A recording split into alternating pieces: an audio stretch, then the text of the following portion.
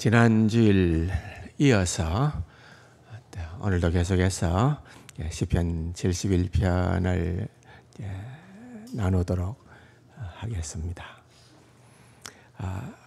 저자가 누군지 정확하게 드러나 있지는 않으나 여러 가지 정황들을 볼 때에 71편도 그 저자가 다윗일 거다 하는데 대부분의 사람들이 공감을 한다는 말씀도 드렸고, 또 뿐만 아니라 이 다윗의 일생이 사실은 여기에 다 담겨 있는 그런 함축된 내용들이다는 것도 말씀을 드렸습니다.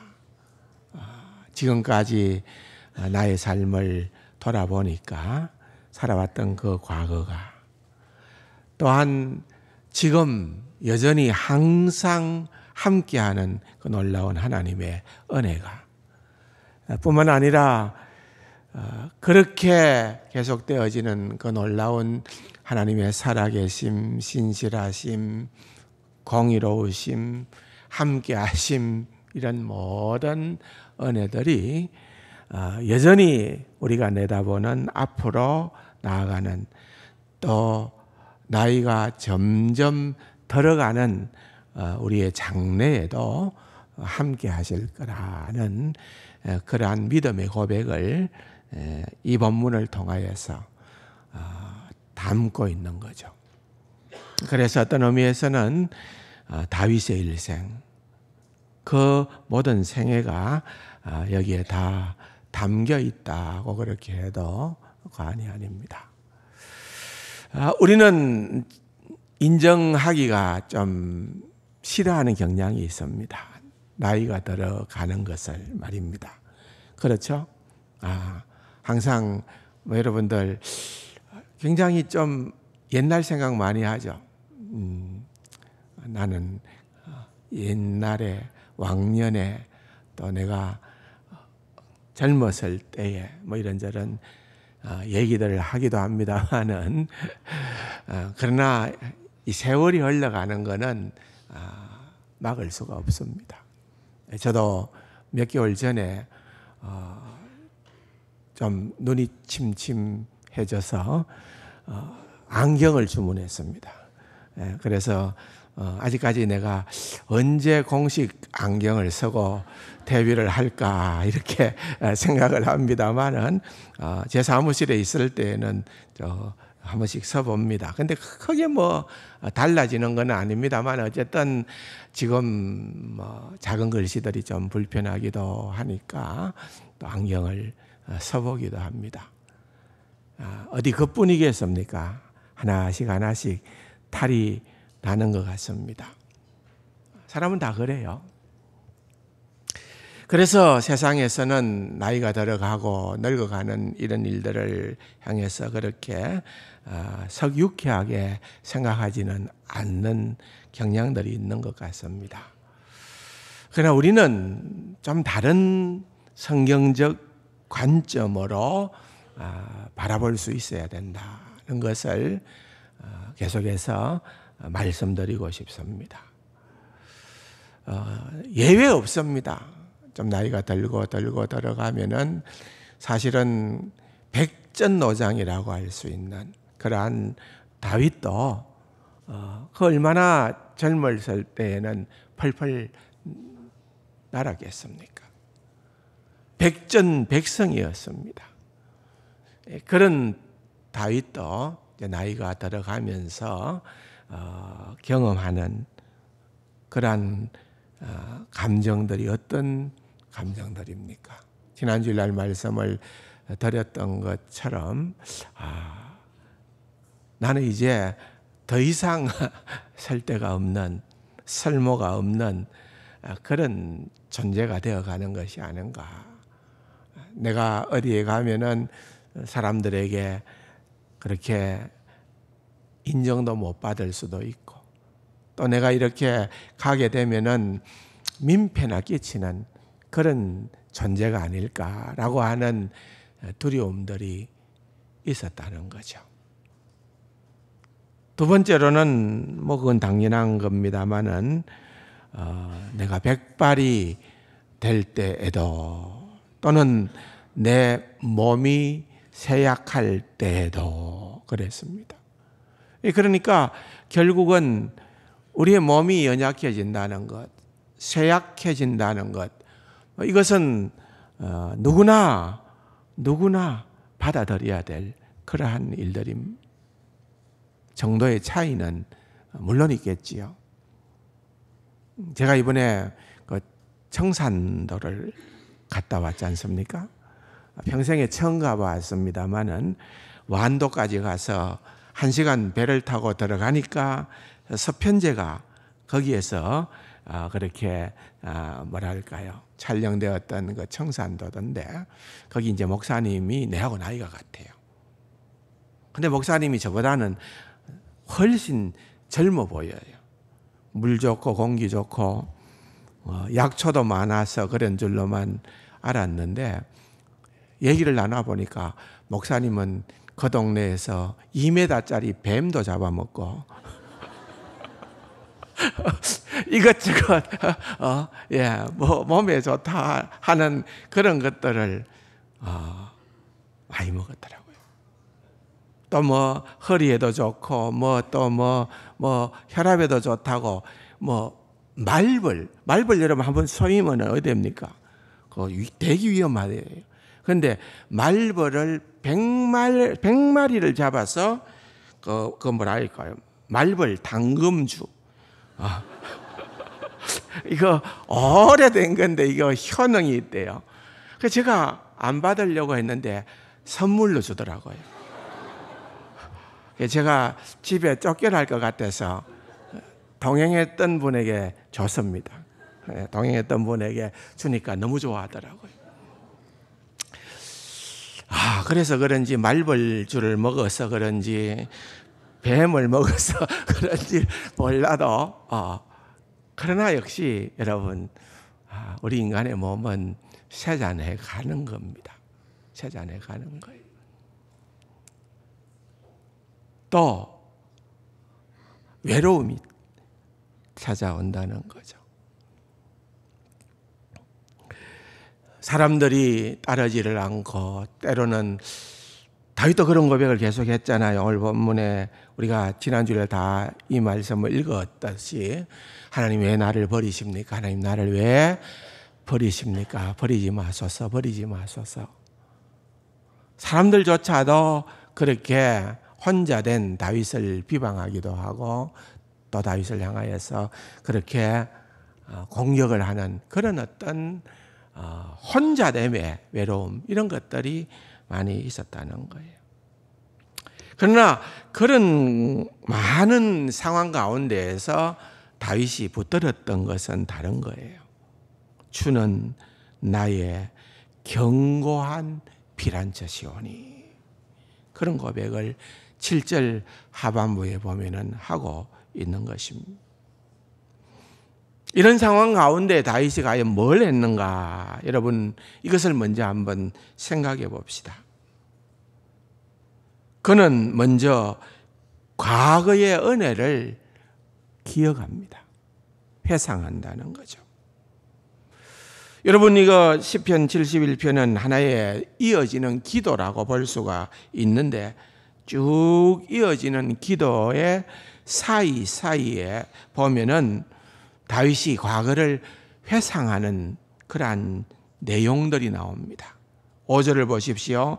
주 여호와여, 주는 나의 소망이시요 내가 어릴 때부터 신뢰한 이시라.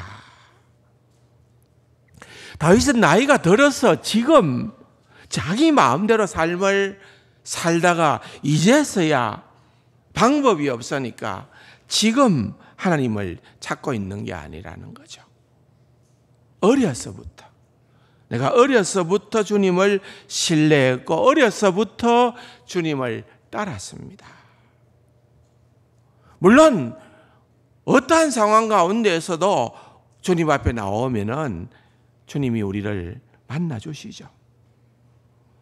절대로 안 만나 주시는 것은 아니죠. 그러나 다윗은 마음대로 살다가 어쩌다가가 아니고 우리가 아는 것처럼 그는 어려서부터 그렇게 했다는 겁니다. 여러분 6절에 보면은 또 이렇게 얘기를 합니다. 내가 모태에서부터 주를 의지하였사오며 나의 어머니 배에서부터 주께서 나를 택했다. 그렇게 얘기를 합니다. 그런데 여러분 좀 주목해 보면은 재미난 표현이죠. 다윗이 그래요. 내가 모태에서부터 주를 의지했다는 거예요. 이해가 되십니까? 여러분 모태에서 뭐 했습니까? 여러분들 모태에서 뭐 했어요? 그래, 참 모태에서 우리가 주님을 의지했다고 이렇게 말한다는 게 쉽나요? 근데 다윗이 이런 표현을 쓰거든요. 근데 이게 번역을 보면은 정확한 번역이에요. 과장된 것도 아니고 정확하게 번역을 했어요.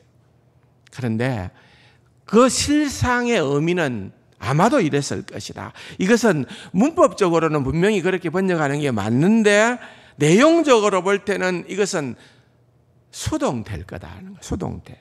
무슨 말인가 하면은 영어 성경 가운데에서 가장 권위 있는 성경 가운데 하나는 킹 제임스 버전이라는 게 있어요. 우리말로는 험정역이라고 해요.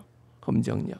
근데 이 성경에 이 말씀을 어떻게 번역을 하고 있는가 하면은 주께서 모태에서부터 나를 붙드셨습니다. 그랬어요. 나는 붙들림을 당한 자다 이 말이에요. 나는. 그 수동태적 의미가 들어있다는 거예요. 누가 붙들었느냐? 주께서 나를 붙드셨다 이 말이에요. 이게 어떤 의미가 담겨 있는가 하면은 이런 거예요. 주님, 제가 지금 늙어서 쓸모없다고 하나님이 나를 버릴까 겁이 나요. 그런데 주님은 나를 쓸모없는 그 모태에서도 나를 붙잡아 주셨잖아요. 이 말입니다.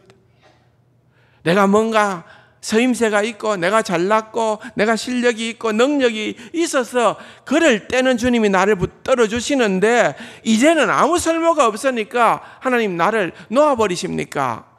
이런 생각이 우리에게는 들 수 있다는 거죠. 그런데 다윗이 깨닫게 된 게 뭔가 하면은 내가 모태에서 쓸모없어. 그때 모태에 무슨 하나님의 쓸모 있을까요?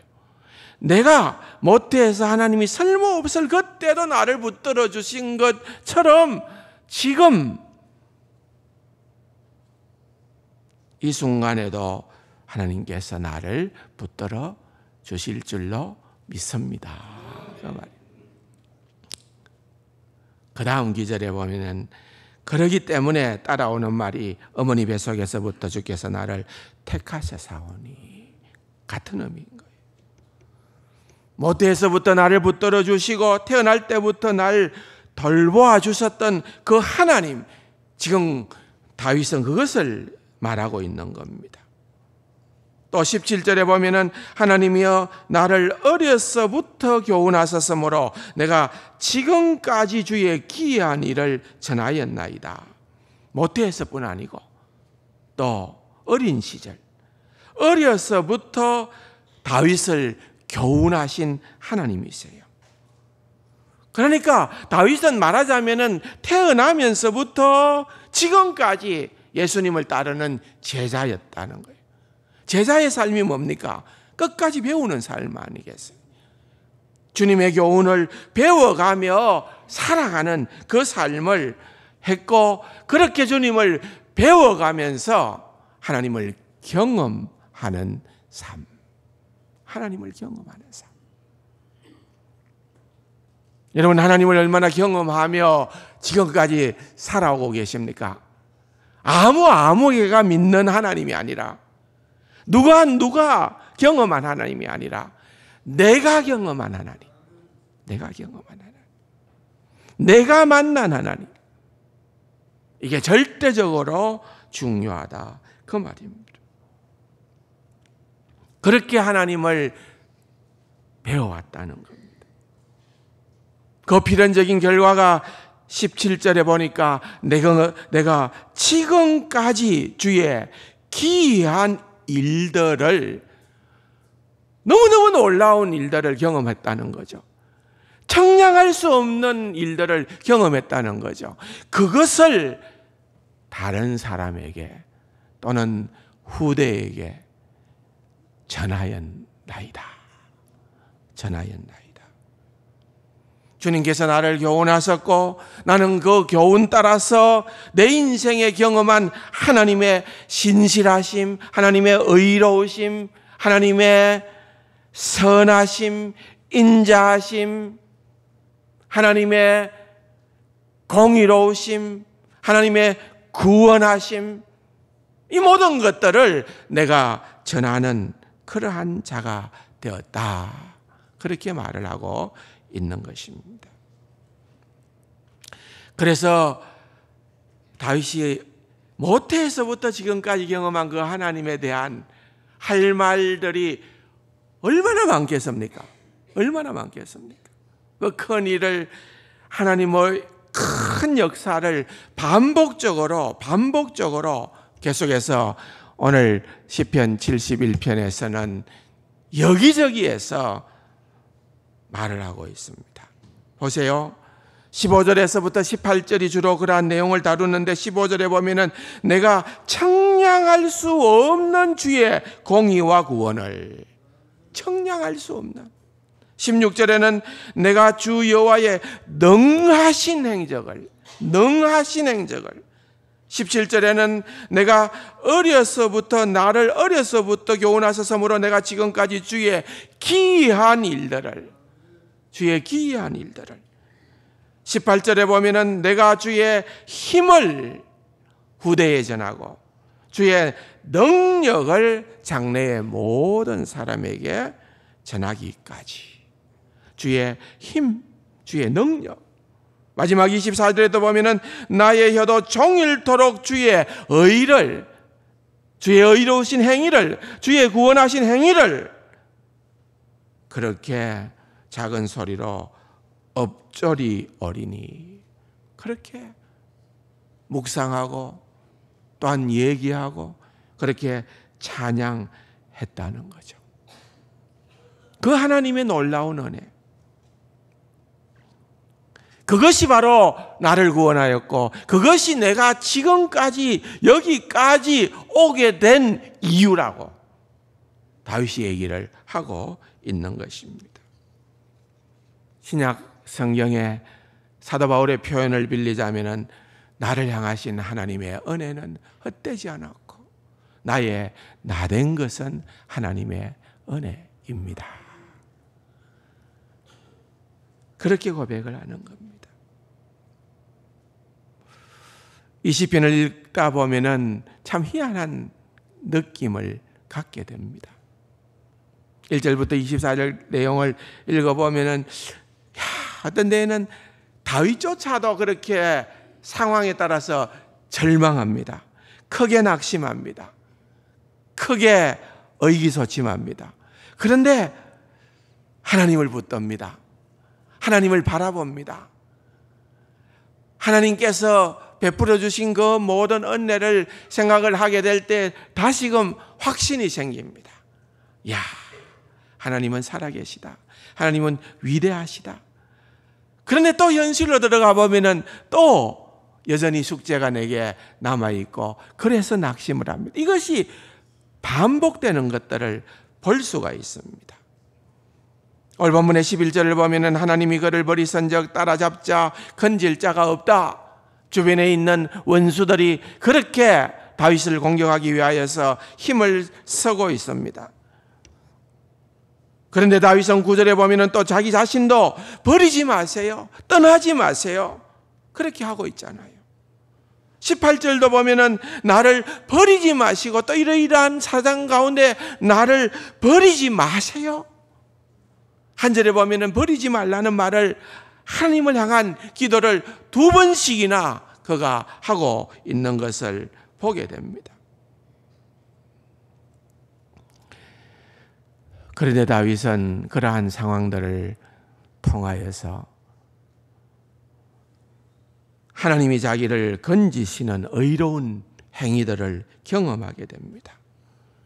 20절을 보면은 우리에게 여러 가지 심한 고난을 보이신 주께서, 다윗의 인생에, 여러분 우리 모두의 인생에 고난이 많이 있을 수가 있다 그 말입니다.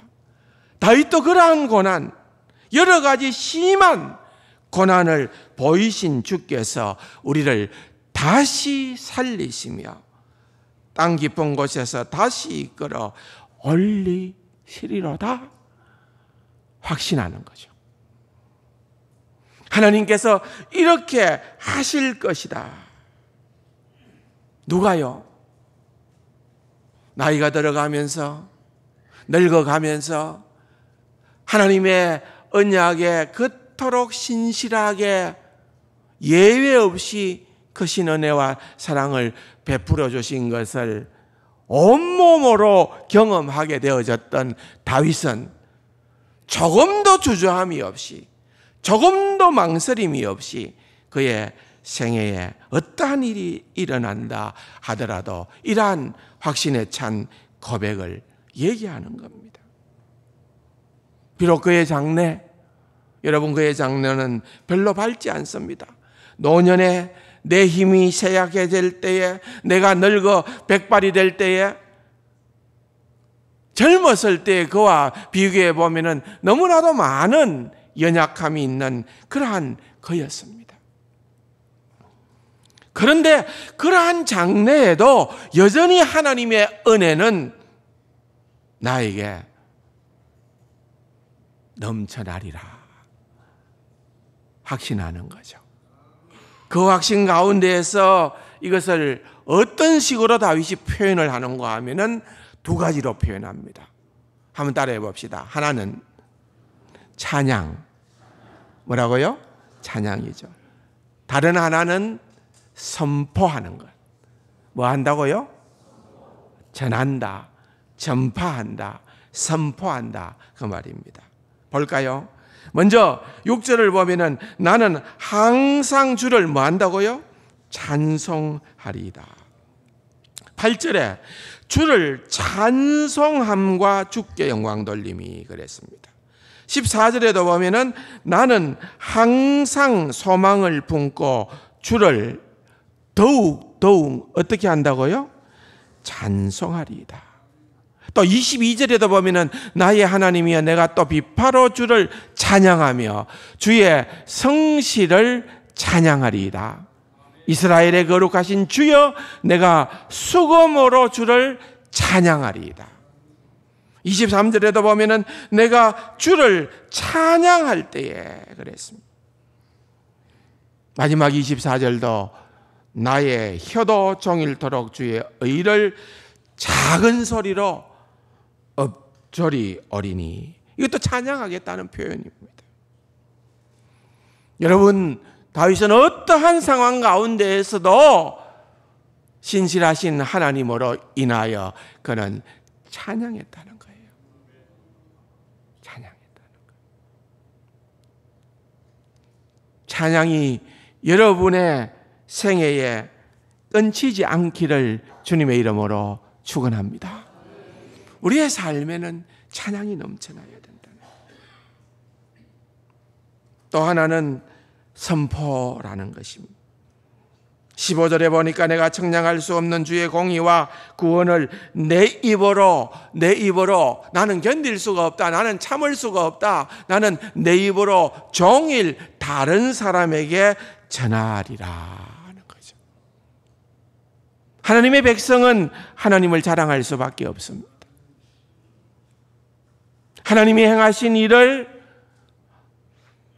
선포할 수밖에 없다는 겁니다. 하나님은 선하시다. 하나님은 의로우시다. 하나님은 신실하시다. 여러분, 사람들에게 말하겠다는 겁니다. 16절과 17절, 18절에도 계속 전하겠습니다. 그 얘기를 하는 겁니다.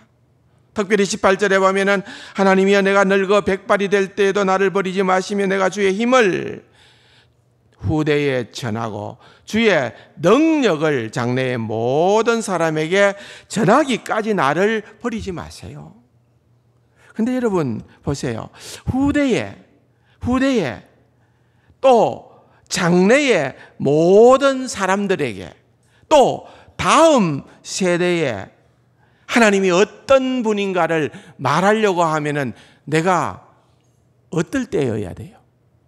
내가 늙었을 때. 내가 늙었어요. 내가 젊었을 때 아닙니다. 그래서 내가 늙었다는 것, 내가 나이 든다는 것, 그것에 대해서 여러분 우리가 너무 낙심할 이유가 없다 그 말입니다. 아멘이 안 나오는데. 아멘 아니세요, 여러분? 여러분, 우리가 나이가 들어야 전할 수 있어요. 뭔가가 깊은 맛을 낼 수 있는 경험도 우러나지는 그런 경험들을 전할 수가 있습니다. 자, 보세요. 그런데 여기 어떤 변화가 있는지를 9절과 18절을 보면은 뚜렷이 보입니다. 9절에는 내 힘이 쇠약할 때에 나를 떠나지 마소서. 그러니까 여기에 핵심되는 중심 단어는 내 힘이에요. 내 힘. 그런데 18절에 보면은 뭐라고 나옵니까? 내가 주의 힘을. 내 힘이 아닙니다. 내 힘이 아니고 내 힘은 쇠퇴해가고 있지만은 주의 힘은,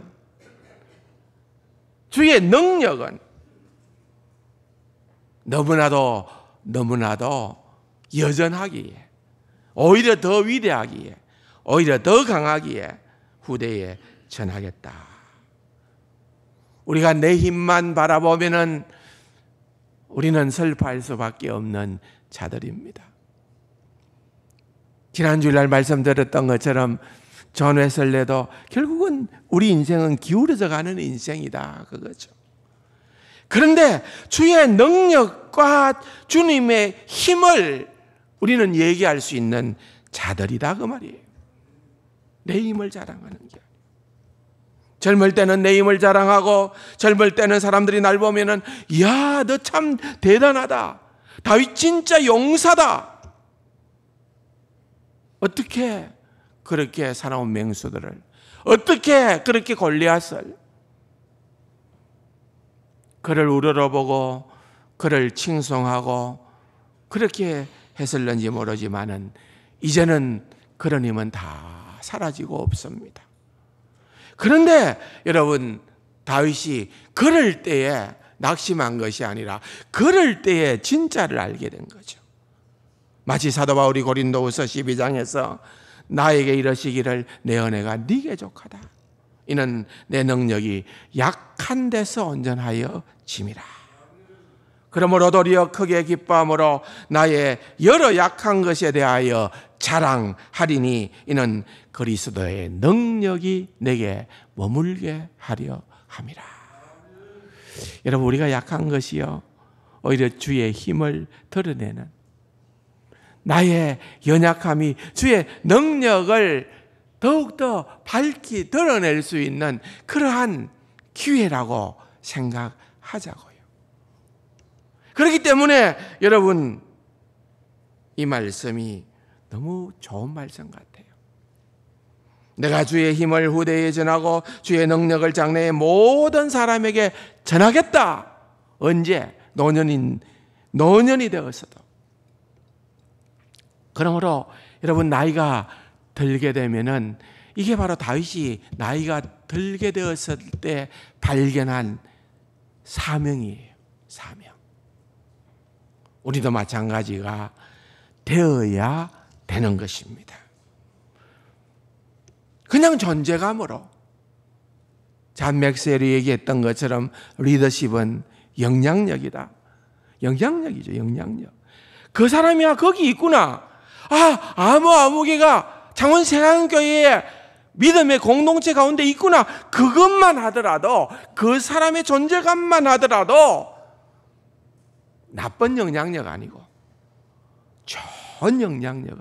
좋은 영향력을 끼친다라고 하면은 그게 선포예요.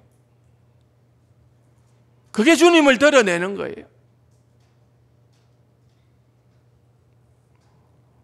그러므로 내가 노쇠할지라도가 아니고, 내가 노쇠하기 때문에, 내가 나이가 들어가기 때문에 오히려 그 사명을 감당할 수 있다, 그렇게 말을 하고 있는 것입니다. 은혜의 기회라고 말씀하고 있는 것입니다. 이런 어른들이, 이런 영향력 있는 어른들이 많으면 많을수록 그 공동체는 건강한 믿음의 공동체가 되고, 그러한 교회는 행복한 교회가 될 줄로 믿습니다. 여러분들 그렇게 가야 안 되겠습니까? 그렇게 가는 모습이라야 정말 아름다운 모습이지 않게, 저는 그렇게 되어지기를 간절히 소망합니다. 5절에 내가 어릴 때부터 신뢰하니시라. 주님만이 나의 소망이고 내가 신뢰하는 분이다. 어릴 적부터, 우리가 믿음 생활을 하면서부터 지금까지 정말 우리가 경험하고 하나님을 친밀하게 경험하는,